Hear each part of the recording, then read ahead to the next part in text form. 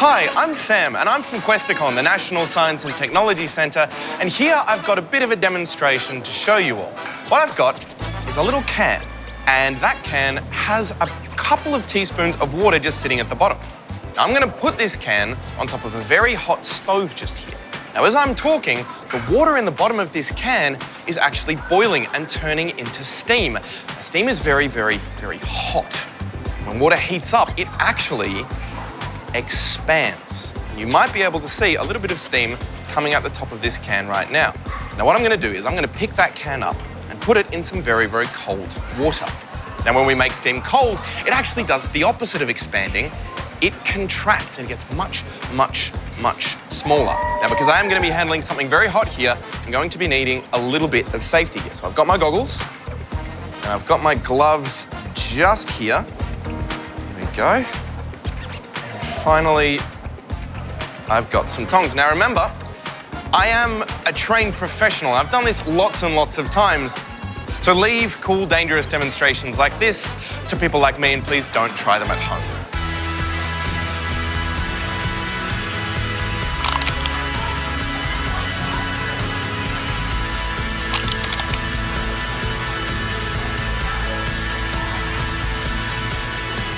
There is air all around us, and it's constantly pushing in on us, and that's something we call air pressure.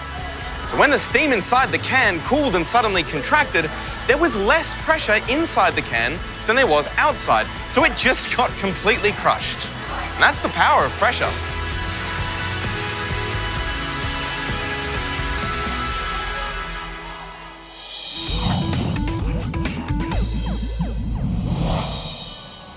Space. The final frontier. Seeing a space shuttle launch from NASA's Kennedy Space Center had always been a dream of mine. If I can't get there for the real deal, then the next best thing is to set up my own space race and rocket launch. What do you reckon, kids? We're at Maryland High School, and today we're going to be making some rockets. Here's what you'll need. A big open space where nothing can get hit.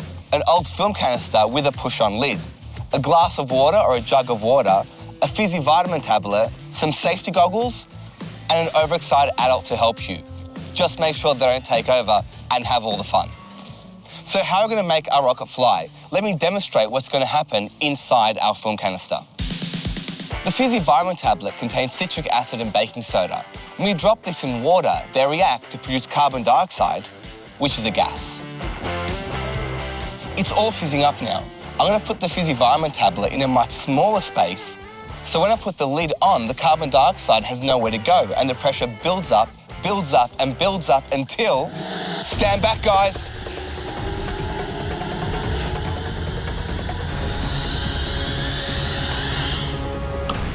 Oh! Oh my God!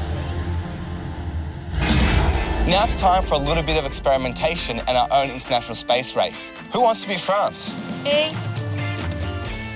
After World War II, discoveries in space travel were literally fueled by science and competition, not just by rocket fuel. Each country wanted to show off its own technological superiority by launching its own rocket and winning the space race. The two frontrunners were America and Russia, but other countries have also sent a rocket out to space. Countries include China, Japan, Europe, England, Israel, France, and Iran. Okay guys, let's get experimenting. Get your safety goggles on, go grab a film canister, and experiment with different levels of water. When you're ready, put up your hand.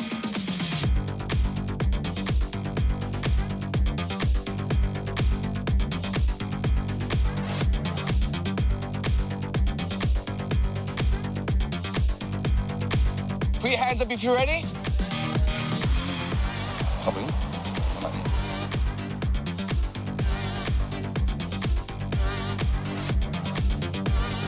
Think this one's about to pop? Beautiful. See if you can get it higher next time. Pop yours in. Snap on the lid, pop it in front of you. How much water did you put in? About 3/4. Fantastic. Do you think this will give it a big pop? Okay, we'll see. So it's about 3/4 full, but it didn't give quite a pop. So think about what you can do next time. Have another go, see how you go. So how much water do you have? About a third. About a third. Pop that tablet in there. 3 big steps back. 3, 2, 1. Blast off. Oh. Fantastic. I think you're in the lead. That was the highest we have so far. So a third full of water. Good job. There we go.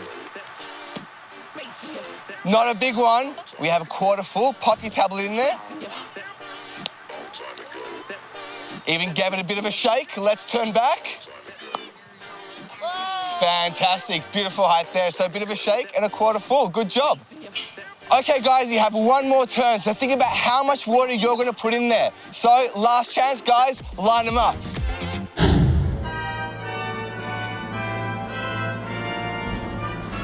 This is our international space race, guys. So we found out that filling it up a 1/4 full and adding a fizzy vitamin tablet may make it skyrocket all the way up. So are you guys ready? Yeah. 3, 2, 1. Drop your tablets in, pop on those lids and pop it in front of you. Take 3 steps back.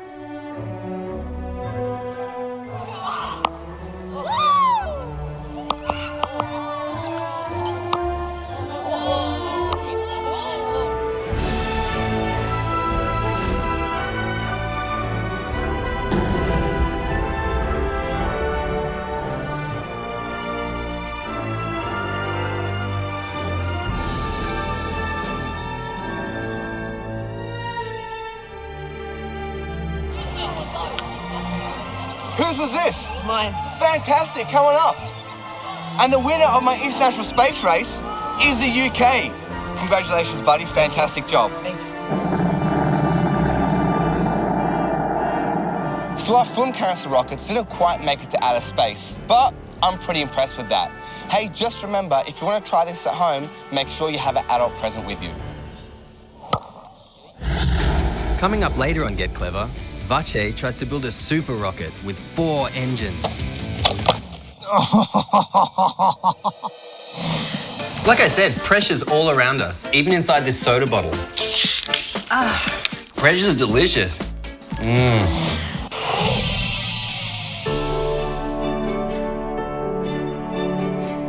It's not hard to see why when the Kyama Blowhole was first discovered, they originally thought it was a volcano fire. Have a look at it. Well, maybe not today, but the blow can get up to 25 metres high. That's like 13 of me. The Kyama Blowhole is known as Kantarinti by local Aboriginal people, and it was first noted in 1797 by explorer George Bass, who anchored his whaleboat around the corner in Kyama Harbour and came to check it out. The Kyama Blowhole was formed inside volcanic rock, so George Bass wasn't too far off when he thought it was a volcano fire. This hard, igneous volcanic rock also has softer pieces of basalt in it. And as the soft basalt erodes away, it forms tunnels through the volcanic rock. Over time, those tunnels collapse, and that forms what is now known as the blowhole. The blowhole works best when waves and seawater are pushed from the southeast into the mouth of the cave.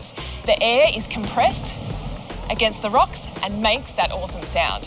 As the water tries to leave the inner cavity, that compressed air forces water in a big spout up through the top hole. And it's that compressed air escaping that makes the loud oomph sound. So we waited, and we waited, and we waited. So close. And the blowhole didn't blow.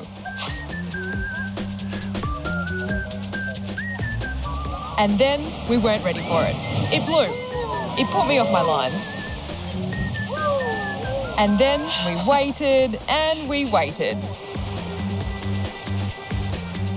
There's a lot of noise down there, but no action. I think we might have to come check it out again tomorrow. So here's one we prepared a little earlier.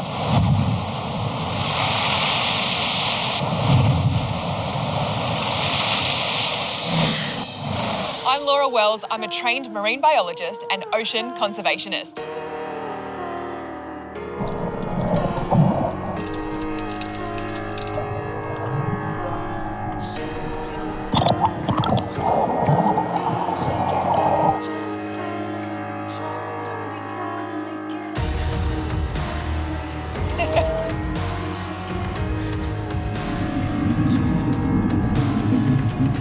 I grew up in southern Sydney on the coast, and I spent a lot of time at the beach doing nippers, and my house was near a national park, so my family took us outside quite a lot. We spent a lot of time outdoors, and I got an appreciation for the world around us and really loved it. We're all going swimming with the seals. Woo! I got started in marine biology and conservation by studying marine biology at university, and I absolutely loved it. It was so much fun, and I learnt so much about how these animals and humans interact. And for me, it was really important to understand that connection and all about our ecosystems so that we can create a better future. I also did a law degree. I did the law degree as well to help understand how our laws and regulations and our politicians affect our environment. I lived overseas in America and London for a few years, and I worked with a few different marine biology organisations, and it helped me to understand not only our environments in Australia, but also all around the world, and how they're very similar but very different at the same time, but very much connected. And once I moved back to Australia from New York, I started working on environmental campaigns with a number of different organisations in Sydney, and I started volunteering my time for causes that I was really passionate about, things like marine plastic pollution and plastic bags, and trying to save our oceans. I've worked with a lot of different organisations in Australia like Greenpeace and WWF, 1 Million Women and Take 3 for the Sea, and everyone is doing their little bit to help make our planet more beautiful. Excuse me, more pressure, please. More pressure, thank you. I'm next. I mean, the things we have to do for science, Sean, it's tough. So tough, so tough. Previously on Get Clever, we made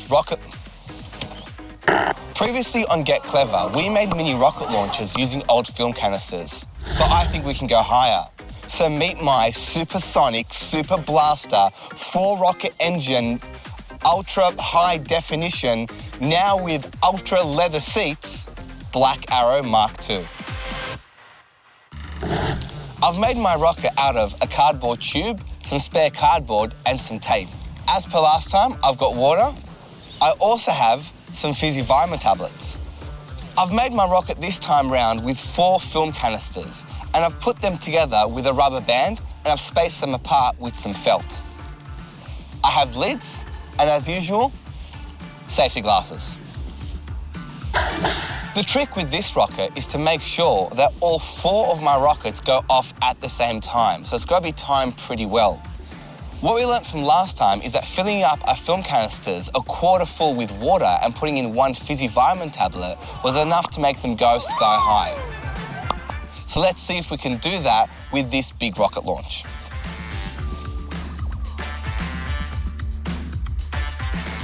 Okay, so I need to move pretty fast now to make sure my 4 vitamin tablets are in, and I've got 4 lids popped on and ready to go.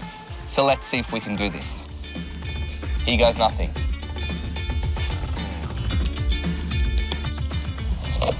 As usual, stand back.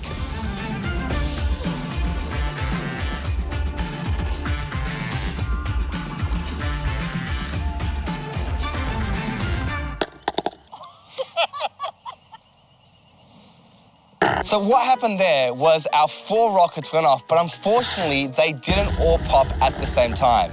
To make this experiment truly work, we'll have to make sure that all our levels of water in each of our film canisters is exactly the same, and making sure that we're doing the same thing for each of our rockets. We're going to try this one more time. We've just filled up our 4 film canisters with the exact same amount of water. We're going to be adding in 1 fizzy tablet in each one. So here goes. 3, 2, 1.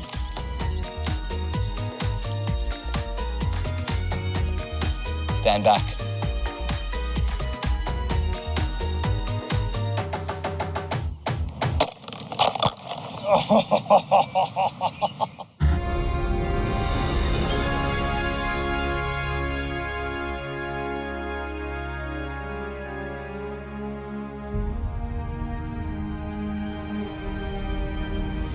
Okay, so it didn't work as well as I would have hoped, but at least it got off the ground. You know what they say in science? Try and try again until you get it right, or until it's dinner time. But there's just one more thing I want to try.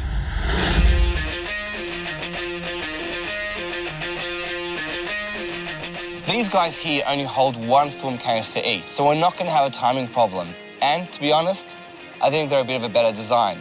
So let's see how high these rockets will go up into the air. As usual, I'm going to fill water a quarter way up the film canister. And our tablets go in.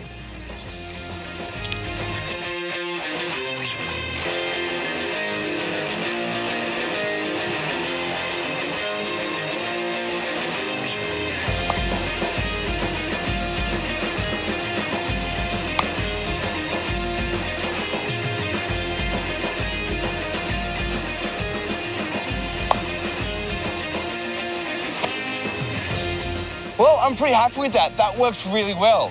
But now, I think it's dinner time. Wonder what Mum's cooking. Oh, man, I've got to clean up first. I am totally going to try that at home. Me too.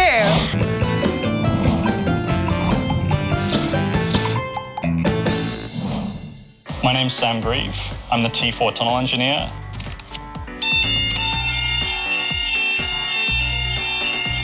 And I work with researchers on scramjets.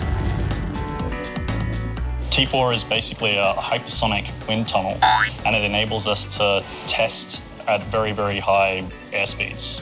We test mainly scramjets. Scramjets are a jet that travels at hypersonic speeds. We test hypersonics by blasting really, really high-speed air over a still model, and that's exactly the same as having the model fly through still air at a really, really high speed. In hypersonic, the sonic part means the speed of sound. Hypersonic is anything more than 5 times faster than the speed of sound. A scramjet works by traveling really, really fast. It travels so fast that the air coming in gets compressed. The compressed air gets mixed with fuel inside the engine, and as it travels out the back, it makes the engine go faster. In a normal aeroplane, it might take you 24 hours to go from Sydney to London. In a scramjet-powered aeroplane, it could take you under 2 hours. Hypersonic flight is just that. It's flight at hypersonic speeds. So it's the kind of speeds that rockets fly at. One of our hopes for scramjets is that they'll eventually be used to get small satellites into space. They do that by being initially launched from a rocket up to a very high altitude and a very high speed. The rocket would then let go. The scramjet would accelerate to a much, much higher speed and launch its payload into space. Then the scramjet would turn around and land on a runway, just like a conventional aeroplane. Rockets need to carry oxygen on board, and surprisingly, oxygen is actually really, really heavy. Scramjets, when they fly through the atmosphere, can breathe in the oxygen, and so they don't need to carry all that extra weight. And it means that they should be a lot more efficient than rockets are. The coolest part of my job is firing the tunnel and hear it making a huge bang. So in a few minutes, we're going to fire the tunnel. Air is going to come out of this nozzle at 12,000 kilometers per hour and pass over the model. That's going to shake the building. So when the pressure gets high enough, the air bursts through. And the burst seal looks like this. In our research here, we're looking to make scramjets as cheap and efficient as possible so that one day they might be used to take things into space. So that's pressure. And like we said, pressure is all around us. There's pressure in the water pipes at home, so when the water's running slowly, that's low pressure. You pressurize the air that's going into a balloon when you blow it up. And pressure is the principal reason behind the air pumps for your bike tires. If you have a flat, once again, that's low pressure. I don't know about you, but I'm ready for some more hydrostatic pressure. I'm guessing that means water pressure. Check out what's in store next time on Get Clever. Bye!